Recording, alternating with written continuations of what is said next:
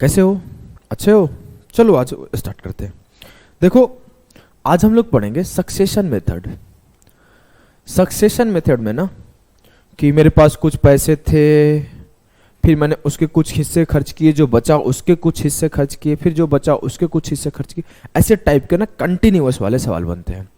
आप कभी पढ़े हो सवाल ऐसे? लैंग्वेज पढ़ के समझ लोगे? जी सर। तो इसमें क्या होता है ना, जब भी आपके सामने जो मैं आगे कराने वाला हूं, जब भी ऐसे सवाल आए तो फर्स्ट आपको पेशेंस रख के पढ़ना होता है। जब आप उस लैंग्वेज को पढ़ लोगे, फिर मैं आपको पॉइंट आउट करने सिखाऊंगा कौन से पॉइंट पे क्या देखना है। जैसे मैं आप सवाल पढ़ते टाइम इस पॉइंट को नोटिस कर लेना, गलती नहीं होगा। सवाल पढ़ते टाइम इस पॉइंट को नोटिस कर लेना, मिस्टेक नहीं करना है। सवाल पढ़ते टाइम ये देखो, ये फोकस पॉइंट है, ये आपको मैं सिखाऊंगा। पहले आपको बेसिक चीज जो पता होनी चाहिए कि आपकी फ्रैक्शन पे कमांड हो क्या, ये तो आपको होनी चाहिए। अभी तक आपका अगर फ्रैक्शन पे कमांड नहीं हुआ तो आप आगे क्लासेस कंटिन्यू करने से पहले रोज फ्रैक्शंस पे कमांड बनाओ कि 16 से 2/3% क्या होता है सर? 1/6। 14 से 2/7% क्या होता है सर? 1/7। 18.75% क्या होता है? 3/16। अच्छा, सब याद है? जी सर, पूछ के देखो। ठीक है, 56 सही 1/4% क्या होता है बताओ? सर ये भी याद है, 9/16। अच्छा, आपको क्या करना है, आपको रिवीजन करना है 3 से 4 बार। इसको जब आप रिवाइज कर लोगे तब जाके ही आपको बेनिफिट होगा आज के सेशन का। क्योंकि मैं चाहूं तो इस सेशन को अगर मैं मेंस के लिए पढ़ा रहा होता तो एक लाइन लिखता, अगले लाइन में आंसर, एक लाइन लिखता, अगले लाइन में आंसर, एक लाइन लिखता, अगले लाइन में आंसर।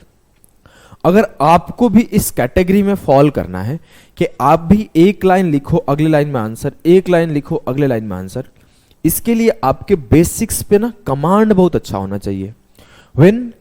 जब हम लोग बूस्टर सेशन देखेंगे, जब हम लोग बूस्टर सेशन करेंगे तो उसमें मैक्सिमम क्वेश्चन मैं इसी तरीके से कराऊंगा।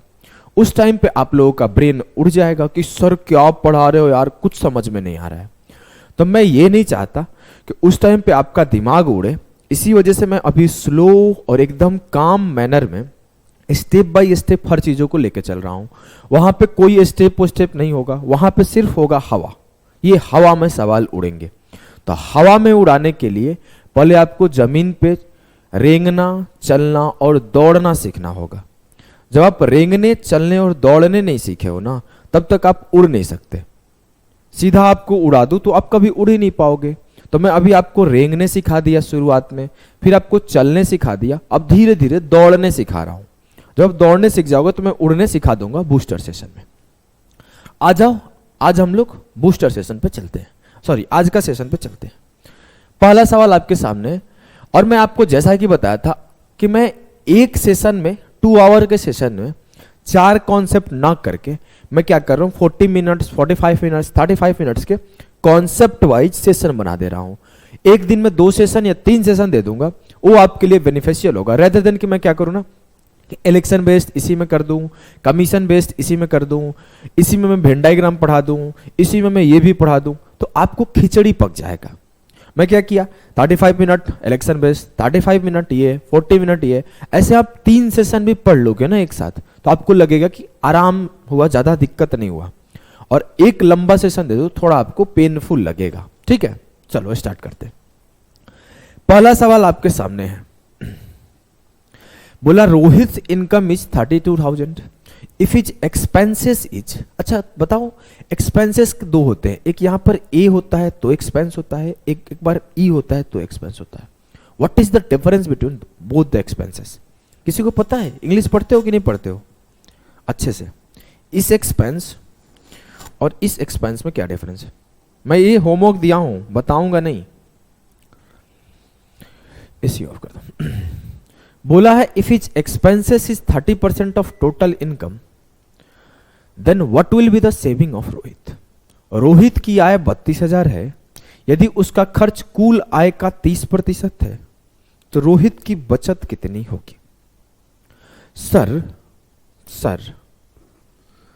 अगर मैं आपसे बोलूं कि 3 चीजें होती है, एक होता है इनकम, एक होता है एक्सपेंस और एक होता है सेविंग। इसको मेरे को वर्बली करने सिखा सकते हो क्या? हाँ, पहले हम लोग बेसिक करते हैं फिर वर्बली करेंगे। अब मेरे को पता है इनकम, एक्सपेंस और सेविंग होता है, तो 30% का मतलब क्या है? 3/10। इट मीन्स 10 मेरा इनकम रहा होगा, 3 मेरी सेविंग रही होगी, ठीक है। तो मेरा एक्सपेंस क्या रहा होगा? 10 - 3 7। मेरा एक्सपेंस 7 रहा होगा। अब मेरे से बोला गया कि इनकम 32,000 है। इट मीन्स 10 यूनिट जो कि इनकम है वो बराबर है 32,000 के। मेरे से पूछा गया कि सेविंग क्या होगा। अच्छा, एक्सपेंसेस 30% था। देखो मैं एक मिस्टेक कर दिया। मेरे से बोला गया था कि 30% एक्सपेंस है, तो ये आपका 3 यूनिट एक्सपेंस होगा और 7 यूनिट सेविंग होगा। अब मेरे से बोला गया कि उसका सेविंग क्या होगा, तो सेविंग जो होगा 7 यूनिट होगा। तो 10 यूनिट बराबर 32,000, तो 1 यूनिट बराबर 3200, तो 7 यूनिट बराबर 3200 into 7। 32 into 7 2240 will be the सही उत्तर। क्लियर है? बोलोगे हाँ सर। देखो ये तो आपका एकदम बेसिक है, एक एक स्टेप वाला बेसिक है। अब वो एक्स मान के मैं बेसिक नहीं सिखाता, एक्स मानोगे ना तो जीवन में बर्बाद हो जाएगा। अपनी बेसिक का भी वो लेवल रखो ना जो किसी का एडवांस का लेवल हो, और अपनी एडवांस का वो लेवल रखो ना जो किसी का लेवल ही ना हो। आज एडवांस का लेवल सीखते हैं। मैं बोला कि आपका 30% खर्च हो गया, 30% एक्सपेंस का निकल गया, स्पेंड कर दिए। सेव कितना किए? तो सर 70% सेव किया होगा। सिंपल सी बात है, 100% कोई भी चीज होता है, 30% खत्म हो गया, 70% बचा होगा। तो सिंपली मैं बोल दूंगा कि ये मेरा 32,000 का 70% उत्तर होगा। 7 दूना 14, खत्म हो गया। 32,000 का 70% जो होगा वो उत्तर होगा। 2 जीरो से 2 जीरो खत्म, 7 दूना 14 और 7 तिया 21 1 22। सिंपली बोल सकता हूं ना, कोई इसमें दिक्कत तो नहीं है ना? नहीं। तो आपको ऐसे ही सोचना है, यह है सक्सेशन मेथड कि लगातार आप चलते जाओ, लगातार सक्सेसिवली सक्सेशन मेथड से आगे बढ़ते जाओ। आज हम लोग इसी का एप्लीकेशन आगे सीखेंगे। अगला सवाल आप करने का कोशिश करो। सीपीओ का आई थिंक आया हुआ सवाल है। आप देखो डेटा कैसा आया हुआ है। जब आपके सामने ऐसा लेंदी सा डेटा आएगा तो क्या एक बार में कर लोगे? करने का कोशिश करो। बोला है a lady saves of her income if she spends, a lady saves 12% of her income if she spends 216,128 then her total income is। एक महिला अपनी आय की 12% बचाती है, यदि वो 2,16,128 रुपए खर्च करती है तो उसकी कुल आय क्या है? अगर मैं आपसे सिंपली बोलूं कि एक स्टेप में आंसर निकाल दो, निकाल दोगे क्या? जी सर। मैं माना आई हैव अज्यूम्ड कि x is my income, x is my income. मैं 12% सेव किया, इट मीन्स कि मैं 88% खर्च किया। सिंपल सी बात है, 100% मेरा अमाउंट था, 12% सेव कर लिया, तो 88% तो मेरे खर्च हुए होंगे। लेकिन वो बोल रहा है नहीं, मेरे इतने खर्च हुए। तो जो अगर टोटल इनकम होगा उसको एक्स एज्यूम किए, तो इसका जो 88% होगा वो बराबर होगा 216,128 के। कोई कंफ्यूजन तो नहीं है ना? नहीं सर। कैलकुलेशन करते हैं आप। 11 8 28 88, 11 8 88, 11 कम 11 10, 11 9 99 7, 11 6 66 5, 11 चौक 44 और 11 8 88। कुछ लोग बोलेंगे इतना तेज क्यों काटे सर?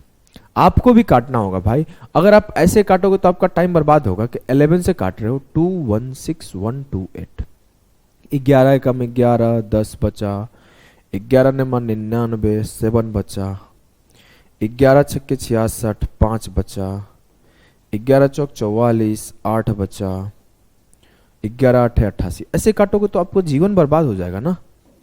ऐसे नहीं करना आगे से, ठीक है? ऐसे नहीं काटना। सिंपली आप टेबल पढ़ो, आंसर काटो। ऐसे एक दिन में हैबिट नहीं होता है, आप धीरे धीरे करो। पहले 11 के में 11, 10 बचा 106, 11 नंबर 99 कितना बचा 7, 11 छके 66 कितना बचा 5, 11 चौक 44 कितना बचा 8, 11 अठे 88। धीरे धीरे काटोगे तो हो जाएगा। 8 से काटो, 24 8 92, 192, 4 बचा, 8 बचे 40, 8 छके 48। x गुणे 1/100 बराबर है 2456 के। ये 100 इधर जाएगा तो x बराबर हो जाएगा 2456000। क्लियर है? बोलोगे एकदम क्लियर है सर, कोई कंफ्यूजन नहीं है, मुझे सब कुछ समझ में आ गया। आप कोई भी सवाल आगे लाओ, मैं सब के सब बना दूंगा। मेरे से आप पूछ के देखो, मैं कोई सवाल नहीं होगा जिसका मैं जवाब नहीं दूंगा। ठीक है, इतना कॉन्फिडेंस तो लो, इसको करके दिखाओ, इसको करके दिखाओ। चलो, बोला है कि Radha spends 25% of her salary on food, 16% on house rent, 13% on entertainment and 9% on conveyance. ये जो कन्वेंस वर्ड है ना, आपको स्पेलिंग एरर जब इंग्लिश में पूछा जाता है, इसमें 3 तरीके 4 तरीके से देके आपको कंफ्यूज करता है। मैं आपको दिखाता हूं कैसे बोलेगा ना, which one of the following is correct, ऐसे दे देगा which one of the following is correct, और कन्वेंस को ऐसे लिख देगा CONVAYENC,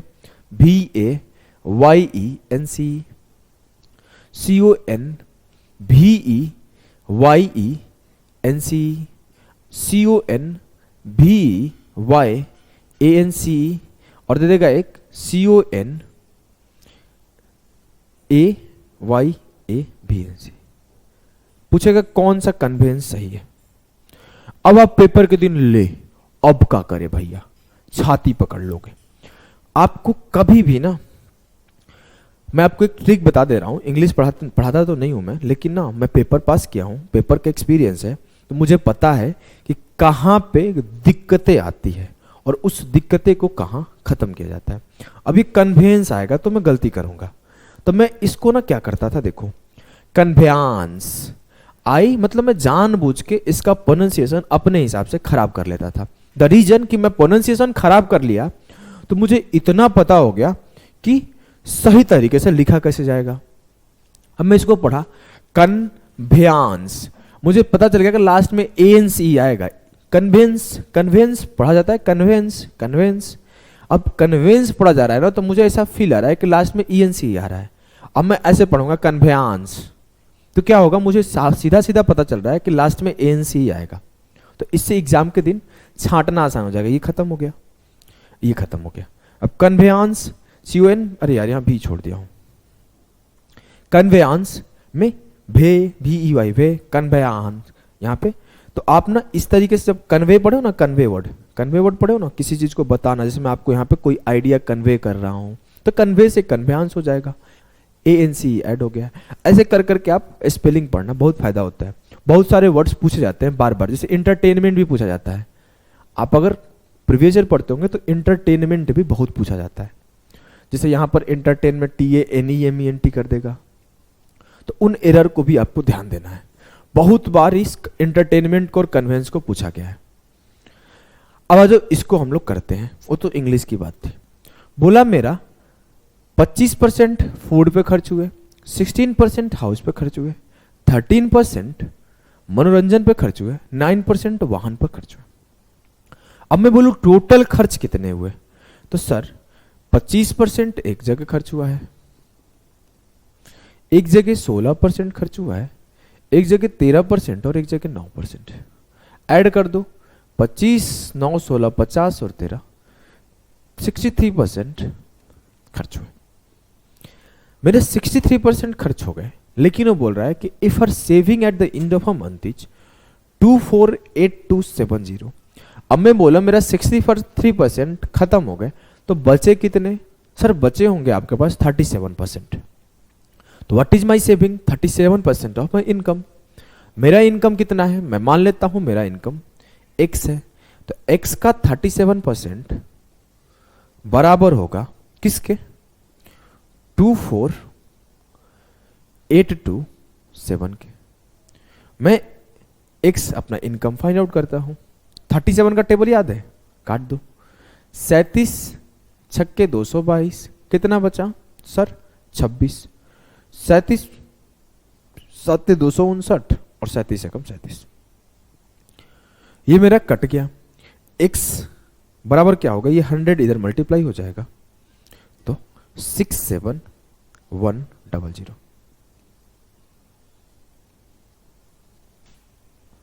ऑप्शन डी। क्लियर है? बोलोगे एकदम क्लियर है सर। अब आ जाओ, एग्जामिनर इतना ठंडा नहीं रहने देता है, वो अब आपके साथ खेलना शुरू करेगा। कैसे खेलेगा ध्यान से देखना, वो अपने लैंग्वेज से आपके साथ खेलेगा। अब इस सवाल को करो, वो कुछ चेंज तो कर नहीं सकता है क्योंकि arithmetic is nothing but a language. अब आपको ना वो लैंग्वेज के साथ खेलना शुरू करेगा, वो कभी कुछ पूछेगा कभी कुछ पूछेगा, तो आप कैसे करोगे ये सोचो। मैं बोला कि a man loses 20% of his money after spending 25% of the remainder, he has RS 480 left, what is the amount money he originally had. कैसे करोगे? बोला आदमी पैसे का 20% नुकसान कर गया, भूल गया, खो गया, जो भी है, फिर जो बचे हुए पैसे थे उसका 25% खर्च करने के बाद उसके पास 480 रुपए बचे। एक होगा इसका बेसिक तरीका, एक होगा इसका सक्सेसिव मेथड। दोनों मेथड्स हम लोग करेंगे, लेकिन हम लोगों को यूज इन फ्यूचर किसको करना है sir? One and only successive method. फिर बेसिक सिखा क्यों रहे हो? समझने के लिए, जिससे आपका अंडरस्टैंडिंग बिल्ड हो, जब कभी आप सवालों में फंस जाओ तो आप इजीली कर पाओ। इस वजह से मैं आपको ये सिखा रहा हूं। मैं बोलता हूं कि मेरे पास 100 रुपये थे, 100x भी आप लिख सकते हो, मैं 100 यूनिट लिख दिया। मेरे पास अगर 100 थे तो क्या करूंगा? मेरे पास अगर 100 थे तो मैं ये बोल सकता हूं कि 20% मेरे मनी खो गए। तो 100 का 20% कितना होता है सर? 20 होता है। 100 का 20% तो 20 निकालने आता है ना, 100 का 20% 20 होगा ऐसे। अब मेरे 20 खो गए तो बचे कितने? 80। क्लियर है? बोलोगे एकदम क्लियर है सर। अब बोला after spending 25% of the remainder, जो बचे थे उसका 25% स्पेंड करने के बाद अब जो बचे कितने थे मेरे पास? 80। इसी बात को आपको समझना है। कभी ऐसे नहीं करना है ना कि 20% यहां खो दिया और 25% यहां खर्च कर दिया तो उसके 45% खर्च हो गए। ऐसा सोचना ही नहीं है। अगर ऐसा सोचोगे मिस्टेक हो जाएगा। यही चीज है लैंग्वेज। यहां पर बोला है ना कि 25% ऑफ द रिमेनिंग मनी, जो बचा था उसका 25%, और आप सीधा कर दिए 20 + 25 45 खर्च हो गए, तो ये गलत है। अब जो आपका बचा था इसका 25%, तो 80 का 25% क्या होगा? 20 निकाल लो। 80 का 25% का मतलब होता है 1/4 20। अब जब मैं इसको खर्च किया तो मेरे पास बचा कितना? 80 - 20 60। लेकिन बच कितना रहा है रियलिटी में सर? वो बच रहा है 480। तो 60 यूनिट बराबर हो गया 480 रुपीज के। मेरे से पूछा गया कि कितना रुपए उसके पास ओरिजिनली था, तो 60 यूनिट बराबर 480, 1 यूनिट बराबर 6 × 8 = 48, 100 यूनिट बराबर 100 × 8 800, 100 × 8 800। क्लियर है? बोलोगे हाँ सर। लेकिन ना आपको इस तरीके से लिखने में ना टाइम लगता है। अब खुद देखो ना, एक बार 100 माने, कल को मैं बोल दिया कि आप 17.5% आपने खर्च कर दिया, कल को मैं बोल दिया 13.33% आपने इन्वेस्ट कर दिया, तो आप उस केस में ना ऐसे सॉल्व करना डिफिकल्ट हो जाता है। और पेपर धीरे धीरे पैटर्न बदल रहा है, तो हमें अपना मेथड भी उस अनुसार से बदलना होता है। ये बेसिक तरीका है, ये हमेशा काम आएगा, लेकिन हमेशा कम समय में सवालों को ये सॉल्व नहीं करा पाएगा। आपको सवालों को कम समय में सॉल्व करना है। कैसे करोगे? एक्स का मान लेते हैं मेरे पास जो इनकम है टोटल वो एक्स है। मान लिया माई टोटल इनकम इज एक्स, तो एक्स का मैं 20% लॉस कर गया। तो 20% का मतलब क्या होता है सर? 20% का मतलब होता है 1/5। 5 RS अगर थे मेरे पास, ये 5 यूनिट मेरे पास था, तो मैं 1 यूनिट का लॉस कर गया, तो बचा कितना मेरे पास? सर 5 माइनस 1 4/5 बच गया। अगर मैं बोलूं कि 1/5, 5 में से 1 खर्च हो गए तो 5 में से बच कितने गए? 4। तो x का 4/5 बच गया। आप ऐसे भी लिख सकते थे कि x का 20% अगर मेरा लॉस हो गया तो x का 80% मेरे पास बच गया। दोनों का मतलब वही है, कोई अलग अलग चीज नहीं है। आप ये भी सोच सकते हो कि x के 20% मेरे लॉस हो गए तो x के 80% बच गए। 80% को काटो, देखो 4/5 ही आएगा। अगला बोला गया x का 4/5, अब जो बचा अमाउंट था उसका 25% खर्च किए। अब 25% का मतलब होता है 1/4। तो 4 में से 1 खर्च कर दिए तो बचा कितना? 3/4। अब जो बचा अमाउंट था उसमें से मेरा कितना बचा? 3/4। आप यहां डायरेक्ट भी कर सकते थे कि 25% खर्च कर दिया तो 75% बच गया।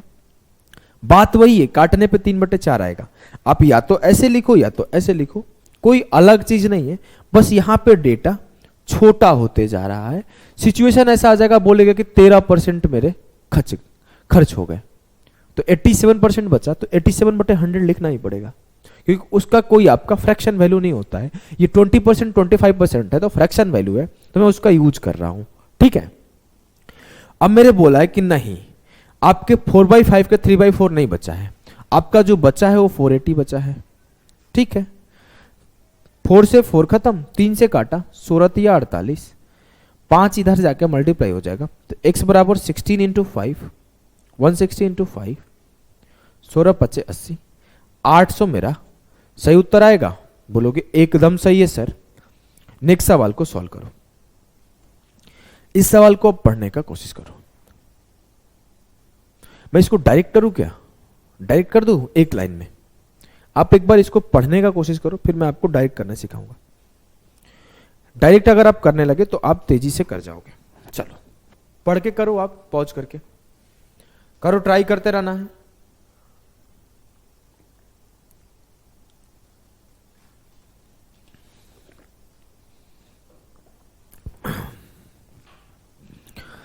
सवाल क्या है?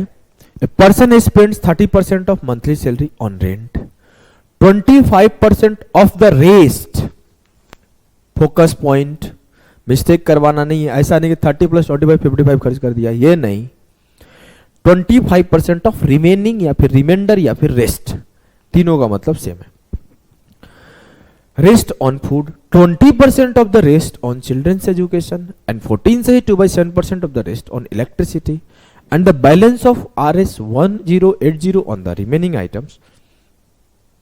What is the monthly salary of the person? अब आप सवाल को पढ़ें तो व्यक्ति मासिक वेतन का 30% किराए पर खर्च किया। मान लेता हूं उसका मासिक वेतन x है, उस मंथली सैलरी का 30% वो खर्च कर दिया तो बचा कितना होगा? सर 70%। तो 7/10 लिख दूं? सर 70/100 भी तो लिख सकते थे 70% को, फिर 7/10 क्यों लिखा?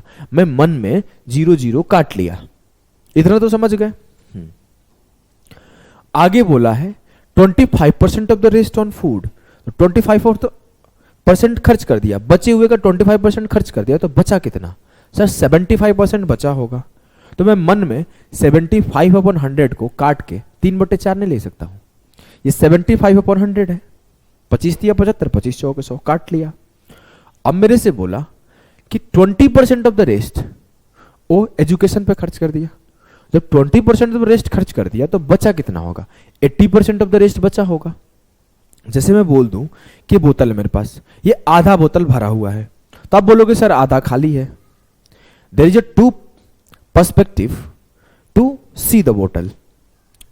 फर्स्ट पर्सपेक्टिव कि हाफ ऑफ द बोतल इज फुल ऑफ वाटर, जो कि यहां पे लिख दिया है। एक जो भी आपका एक पर्सपेक्टिव है, इस पर्सपेक्टिव को लिख दिया यहां पे।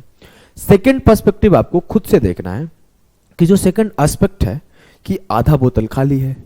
अब मैं आपको बोलूं कि देयर इज अ बोतल in my hand which is half of the full, या हाफ बोतल पानी है। अगर जैसे मैं आपको बोला कि आधा भरा हुआ पानी है तो आप बोलोगे सर आधा खाली है, एक एस्पेक्ट। मैं आपको फिर से इसी सवाल को ऐसे घुमा के बोलूं, देयर इज अ बोतल इन माय हैंड, जिसमें आधा खाली है। वो जैसे ये बात बोलता हूं आधा खाली है, तब दूसरा पर्सपेक्टिव समझ जाओ कि आधा भरा हुआ है। ये होता है ना दो पर्सपेक्टिव। अगर मैं बोलूं there is a school where 40% are boys, तब सीधा बोलोगे सर वहां 40% बॉयज है, तो जो बची 60% होगी वो गर्ल्स होगी। There is a village where 39% are males, तो सर सीधा मैं मेरे को पता है 39% मेल होगा उस गांव में, तो अगर सीधा सीधा है कि अगली जो बची होगी वो फीमेल होगी। कुछ तो सोचेंगे मैं उसी गांव में जाऊंगा जहां पे 61% फीमेल होगी, है ना, पढ़े लो। अगर मैं इस पर्सपेक्टिव को तो समझ रहे हो, एक चीज का देखने का दो नजरिया है, एक नजरिया जो आपको दिखाया जा रहा है, एक नजरिया जो आपको देखना है। यहां पे बोला कि 20% एजुकेशन पे खर्च किया गया, तो मैं सीधा बोलूंगा 80% बचाया गया। 80/100 को मैं क्या लिख सकता हूं, 4/5। अभी आपको सिखाया हूं, अब स्लो लिखने का कोई मतलब नहीं है कि 80% का मतलब 4/5 होता है, 75% मतलब 3/4 होता है।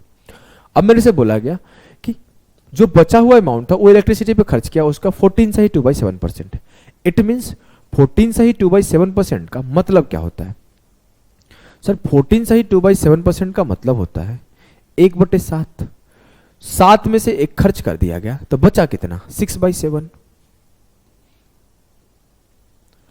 लेकिन वो बोल रहा है नहीं, जो मेरा बचा है ना 1080 बचा है, तो ठीक है उसको इक्वल कर दो 1080 के।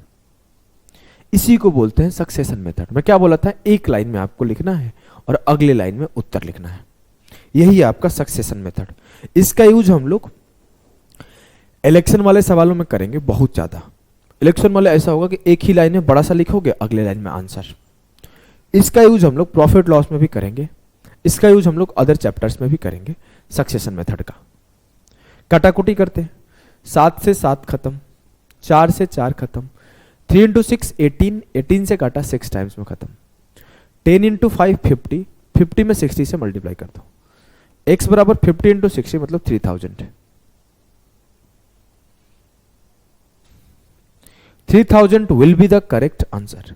मुझे नहीं लगता कोई दिक्कत हुआ होगा, एक बार तब भी एक्सप्लेन कर दे रहा हूं, कंफ्यूजन हुआ होगा तो। पर्सन स्पेंड करता है 30%, सेव करता है 70%, तो इनकम का 70% 7/10, 25% फूड पे खर्च करता है, सेव करता है 75%, तो 75% का मतलब 3/4। 20% एजुकेशन पे खर्च करता है, सेव करता है 80%, उसका 4/5। जो बचा हुआ अमाउंट है उसका जो थोड़ा पार्ट है, मतलब 14 से 2/7% है, वो खर्च करता है इलेक्ट्रिसिटी पर, तो उसका जो बचा हुआ पार्ट होगा, क्योंकि 14 से 2/7% का मतलब होता है 1/7, तो 7 में से एक खर्च कर रहा है, तो बचा कितना रहा होगा, 6/7। लेकिन वो बोल रहा है नहीं, रियलिटी में वो बचा रहा है 1080, तो ये पूरा जो सेविंग है वो बराबर हो गया 1080 के।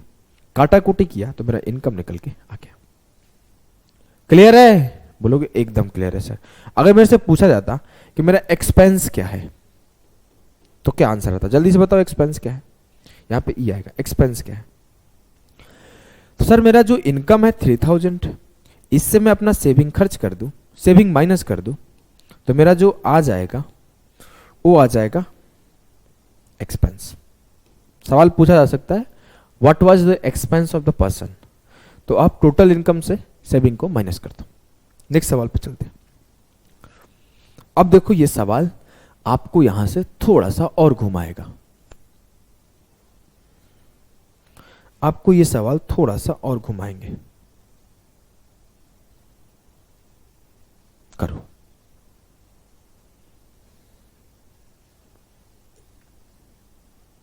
कैसे करोगे? बोला है mister Chauhan spend 20% of his income on food and 15% on children education, 40% of the remaining he spent on entertainment and transport together, and 30% on medical. He is left with an amount of 8775. After all these expenditures, what is the Chauhan's monthly income? बोला गया है mister Chauhan अपनी आय का 20% भोजन पर, 15% शिक्षा पर, शेष का 40% मनोरंजन और परिवहन पर और 30% चिकित्सा पर खर्च करते हैं, चिकित्सा। इन सभी खर्चों के बाद उसके पास अगर 8775 रुपए की राशि बचती है, तो श्री चौहान की मासिक आय क्या है? सर अगर मैं बोलूं यहां पे कुछ गड़बड़ नहीं लग रहा है? क्या? यहां पे दोनों कॉन्सेप्ट का यूज है, एक नॉर्मल एक्सपेंसेस और एक रेस्ट रिमेनिंग रिमाइंडर कॉन्सेप्ट। तो कैसे करोगे, ध्यान से देखना। बोला कि 20% तो फूड पे खर्च किया, 15% चिल्ड्रन पर। खर्च कितना हो गया उसका? 35%। यहां पे ये नहीं बोला है कि 20% इनकम फूड पर एंड रिमेनिंग का 15% चिल्ड्रन पर। ऐसा बोला तो नहीं है ना कि 20% भोजन पर और बचे हुए का 15% बच्चों की शिक्षा पर। नहीं बोला है, मतलब वो कंफ्यूज करने का आपको कोशिश किया है। वो दोनों लैंग्वेज को एक साथ रख के आपको कंफ्यूज करना चाहता है कि आप एरर कर दो, लेकिन आप तो हमसे पढ़ रहे हो, आपको यही पता है कहां एरर नहीं करना है। अब मेरे को बोला कि 20% तो क्या किया, खर्च किया फूड पे, 15% खर्च किया वो चिल्ड्रन एजुकेशन पे, तो उसके खर्च कितने हो गए? 35%। तो बचे कितने होंगे सर? 65%। मैं बोला टोटल इनकम x है, इसका 65% वो सेव करता है। और फिर अगले लाइन में बोला कि जो भी सेव किया है 40% of remaining spent on entertainment. जो सेव किया है उसका 40% इंटरटेनमेंट और ट्रांसपोर्ट पे खत्म खर्च कर दिया। और फिर बोल रहा है एंड 30% ऑन मेडिकल। ऐसे नहीं बोला है कि and 30% of the remaining on medical. Language को समझ रहे हो? आपको भाषा से घुमाना चाहता है एग्जामिनर कि आप गलती कर दो, ध्यान से नहीं पढ़ोगे एरर हो जाएगा।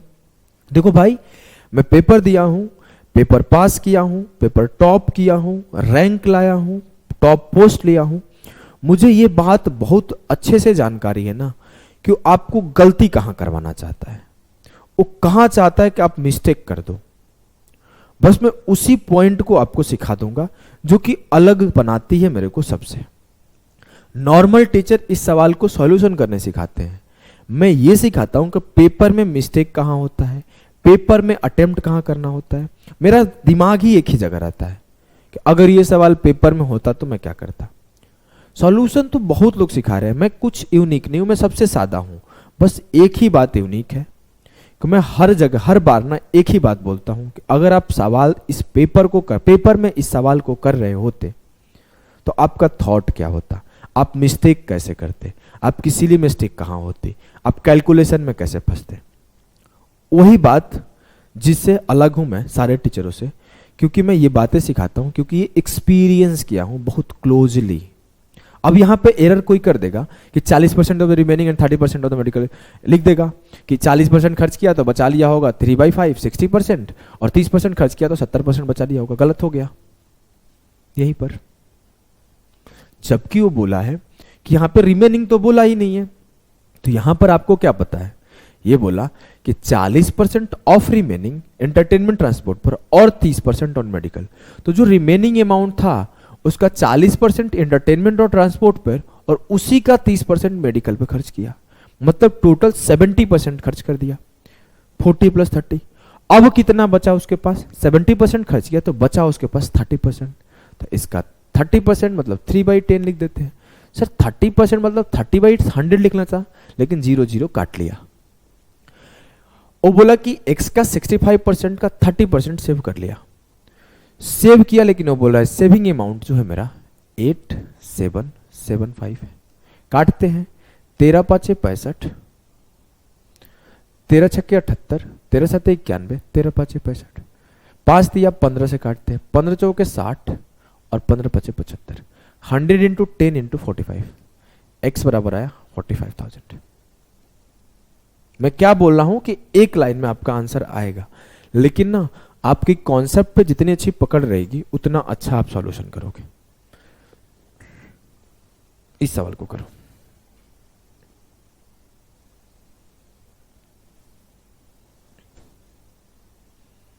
करो। कैसे करोगे आप? बोला है कि Savita spends 20% of her monthly income on groceries, 15% of the remaining on rent, then 60% of the leftover on children's education and others. If she saves 9792 a month, then how much does she spend on rent? थोड़ा सा घुमाया गया है, थोड़ा सा घुमाया गया है भैया। कर लोगे क्या? चलो इसको करते रहो, तब तक मैं ना और सवाल देखता हूं और क्या क्या लाया हूं, दिख ही नहीं रहा है। चलो कोई बात नहीं, आगे ही करेंगे। मैं इसमें जो सिखाने आया हूं सिखा देता हूं।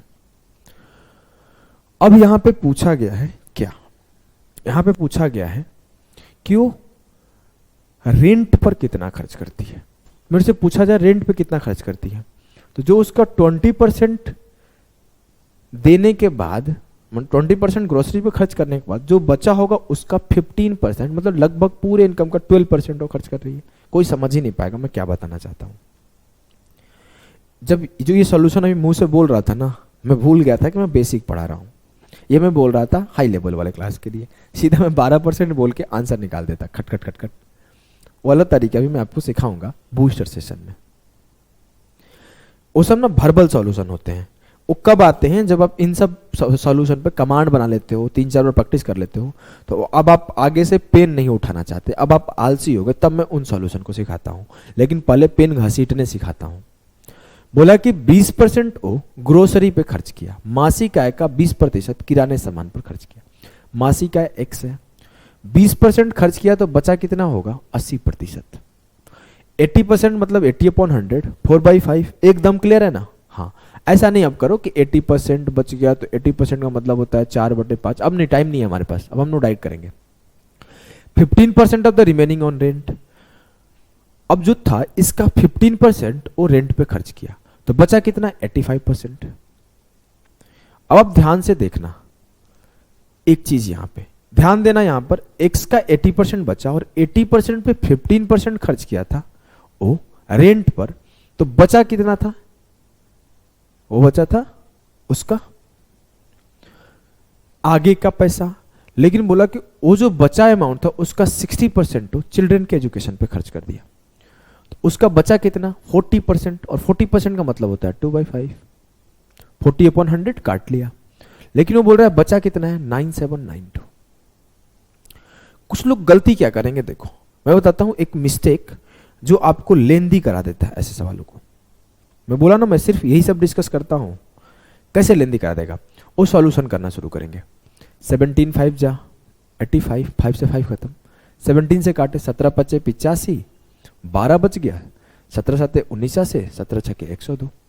17 से काटने के बाद 4 से काट लेंगे कि 4 एकम 4, 4 चौके 16, 4 चौके 16, फिर 2 से काट लेंगे 72, और वो x बराबर लिखेंगे 5 × 100, 500 × 72, 36,000।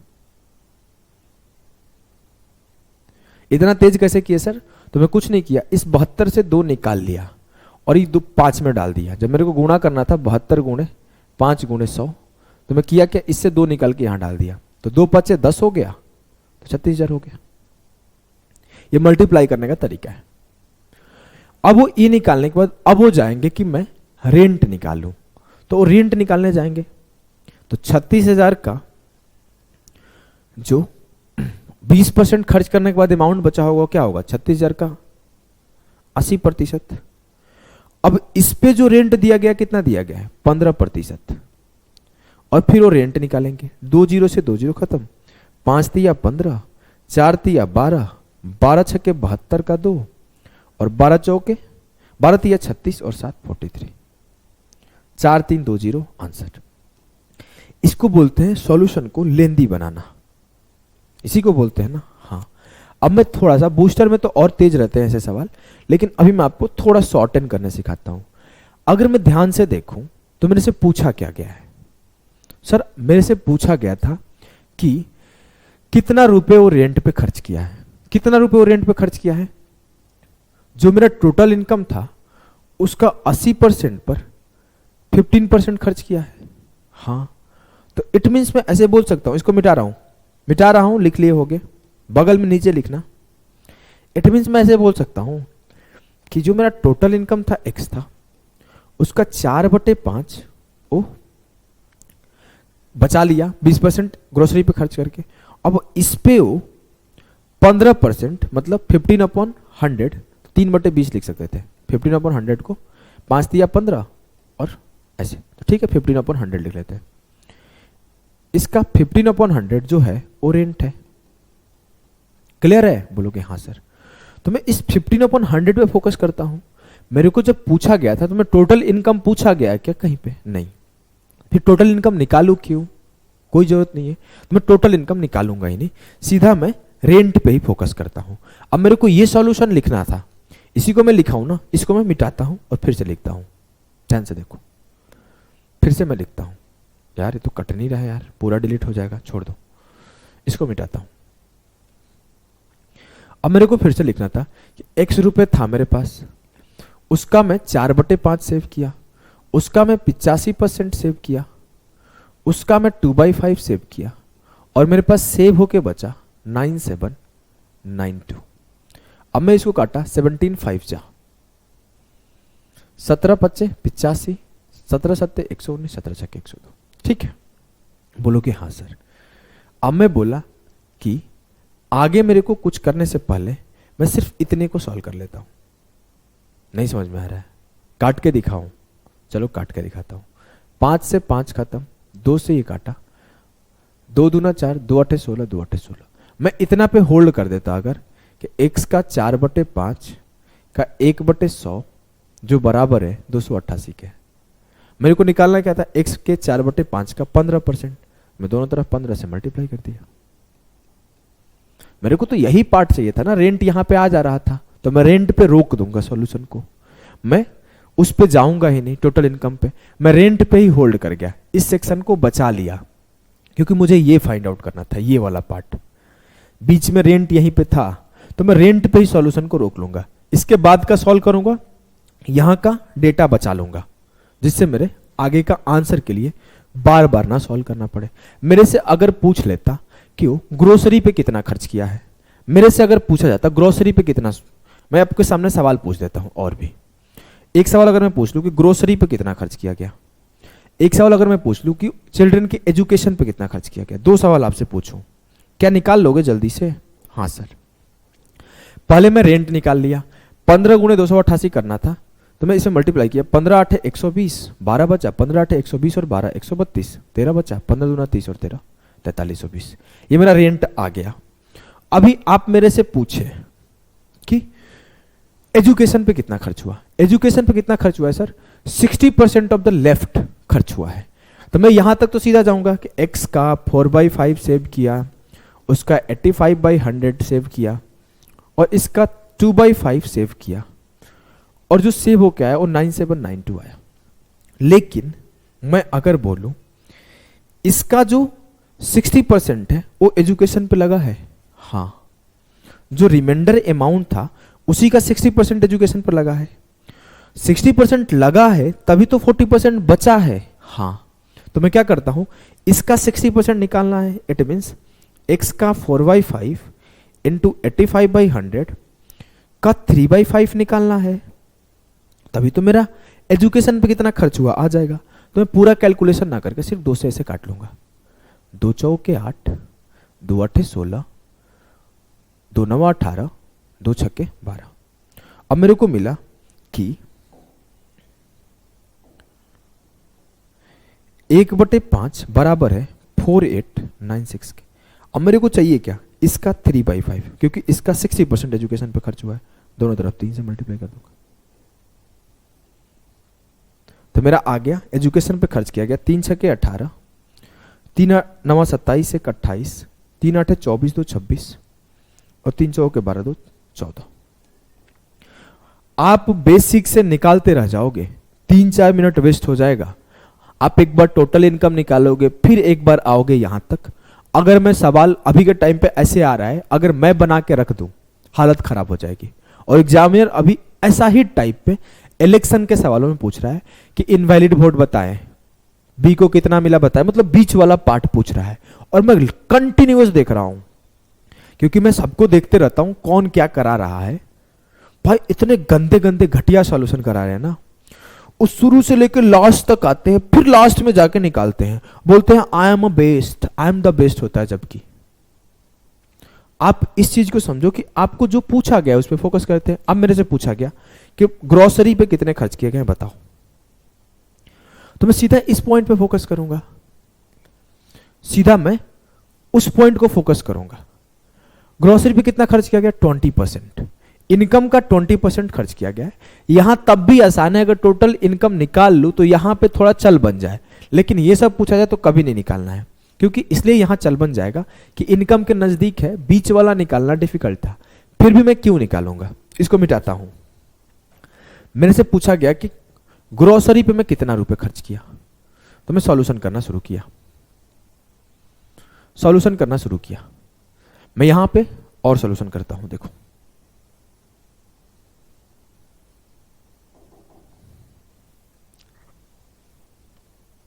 ये हुआ, सब कुछ सही है। 5 से 5 कट गया, 2 से 288 कट गया।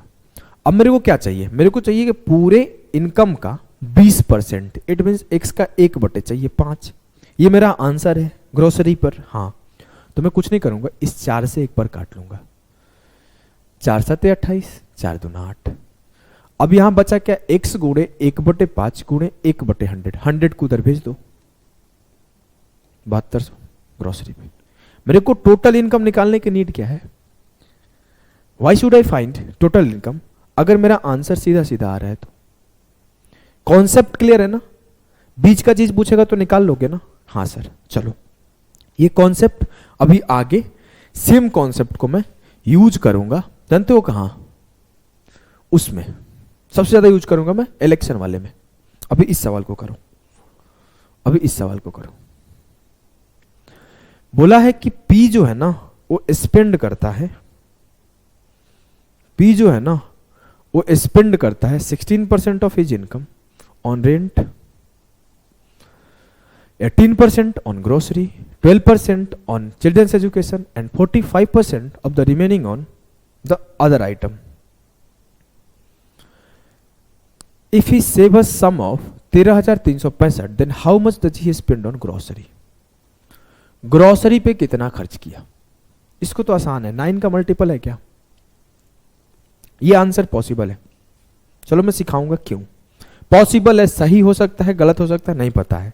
मैं पॉसिबल बोला हूं, हो सकता है ये भी आंसर हो जाए, हो सकता है ये भी हो जाए। अरे रे 81 भी तो है, मतलब 9 का मल्टीपल चांसेस है कि उत्तर हो, क्योंकि 18% ऑफ समथिंग है, तो 18 जो है 9 का मल्टीपल है, तो चांसेस है कि 9 का मल्टीपल आंसर हो। लेकिन हम लोग पहले बेसिक से सॉल्व करते हैं। अपनी आय का 16% किराए पर, 18% ग्रोसरी पर, 12% एजुकेशन पर और 45% of the remaining on other item. भैया यहां तो यार लैंग्वेज का गड़बड़ी लग रहा है। हाँ, आय का 16% किराया, 18% किराना और 12% बच्चा, मतलब टोटल कितना खर्च हुआ? 16 और 18 34 और 12 46%। वो अपनी इनकम का 46% खर्च कर दिया। बचा कितना? 54%। मैं बोला 16 प्लस 18 प्लस 12 46% वो खर्च कर दिया, तो सेव कितना किया? 54%। अब अगर वो 54% सेव किया, इस बचे हुए आइटम, बचे हुए 54% का 45% अन्य किसी भी चीज को खरीदने में लगाता है, तो फिर बचाता कितना होगा? 45% खर्च कर दिया तो 55% बचा होगा। लेकिन बोल रहा है बचा कितना है रियलिटी में, तो सर रियलिटी में बचा है 13,365। काटते हैं, काटा में 11 5 55, 11 कम 11, 11 दूना 22, 11 कम 11, 11 5 55। मैं 5 से काटा, 5 दूना 10, 2 बचा, 5 दिया 15। यार कट क्यों नहीं रहा यार? कटना तो चाहिए आगे, कुछ गड़बड़ हो गया क्या? 203 कट नहीं रहा है किसी नंबर से, कहीं कैलकुलेशन मिस्टेक कर दिया लग रहा है। 11 के में 11, 2 बचा, 11 दूना 22, 1 बचा, 11 के में 11, 5 बचा, 11 5 55, 5 दूना 10। आहा, ऊपर ही कट दिया, गलती कर दिया हूं। 5 दूना 10, 5 चौके 20, 5 दिया 15। अब मेरे से पूछा क्या क्या है? सर मैं सिंपली जो पूछा गया है उसी पे फोकस करूंगा। मेरे से पूछा गया ना कि ग्रोसरी पे कितने खर्च किए गए, ग्रोसरी पे खर्च कितने किए गए? टोटल इनकम का 18%, टोटल इनकम का 18%। तो मैं सीधे टोटल इनकम का 18% निकाल देता हूं। 3 गुणे 18 54, 3 से काटा, 3 8 24, 3 एकम 3। तो x का जो 18/100 है इंटू 1/100 को मैं क्या करता हूं, इस 100 को उधर ही लेते जाता हूं, तो दोबारा नहीं लिखना पड़ेगा। 18%, 18/100 है, वो बराबर है 81 इंटू 100, 8100।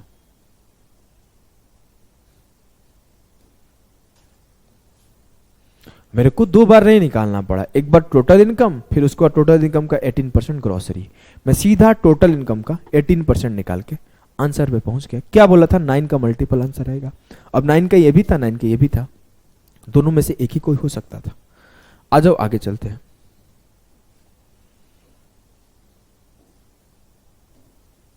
करो इसको, करो।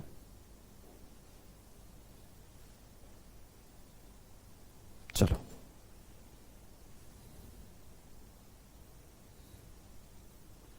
बोला है Raju spends 10% and 20% of his income on transport and food respectively. He has spent 30% of the remaining income on clothing. He saves rest of his income if his saving is 246,460. I don't think कि अब आपके ऐसे सवाल बनेंगे, मतलब फंसेंगे, सब सवाल ऐसे निकलते जाएंगे। तो भोजन और कपड़े पर वो क्या खर्च किया है?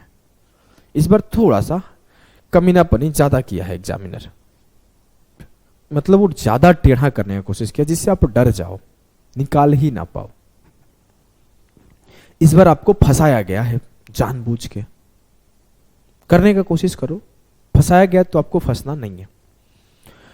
अब राजू 10% खर्च करता है अपने आय का परिवहन और 20% भोजन पे, तो खर्च कितना कर दिया? 10 और 20, 30% खर्च कर दिया। तो राजू का इनकम x, 30% खर्च कर दिया तो 70% बचा होगा। तो 70/100, 0 से 0 खत्म, 7/10 बचा। जी सर। वो स्पेंड करता है 30% of the remaining income on clothing, on clothing. तो जो बचा हुआ अमाउंट था इसका 30% वो क्लोथ्स पे खर्चा किया। इट मीन्स वो क्लोथ्स पे कितना खर्च किया सर? 30%। तो बचा कितना होगा? 70%। लेकिन वो बोल रहा है कि बचा जो है ना, वो बचा है 24,460। अब सर यहां करे तो करे क्या?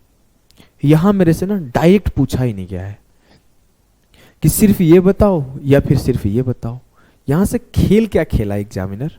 यहां से मेरे से दो चीजें पूछ दिया, एक क्लोथिंग का अलग बताओ, एक ये 20% ऑफ फूड पे जो खर्च किए वो अलग बताओ। तो मेरे को दो चीजें पूछा है, तो कोई बात नहीं, मैं दोनों चीज निकाल दूंगा बारी बारी से।